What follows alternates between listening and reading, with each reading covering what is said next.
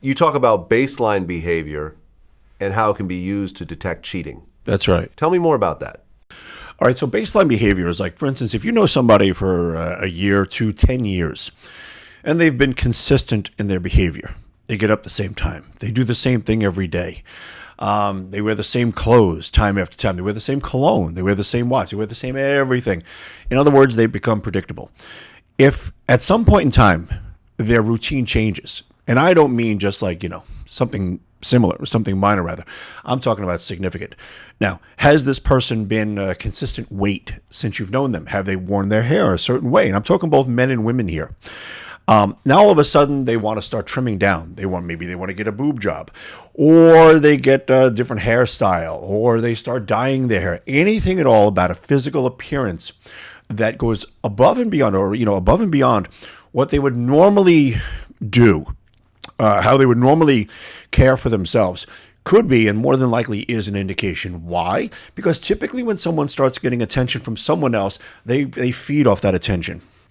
It starts out very small, very minor, and then it grows into something else. So maybe, for instance, a woman goes into work. She's not getting any attention from her husband.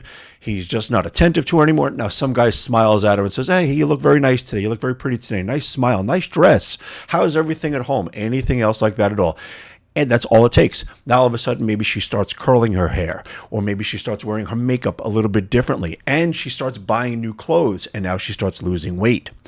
All of these things. So this is now a departure from baseline behavior. Now, in addition to that, how is she reacting toward you? How is she interacting with you? Is she typically always nice and, congenial and accommodating? And all of a sudden she's turning a little bitchy and short and snippy and a little bit emotionally distant.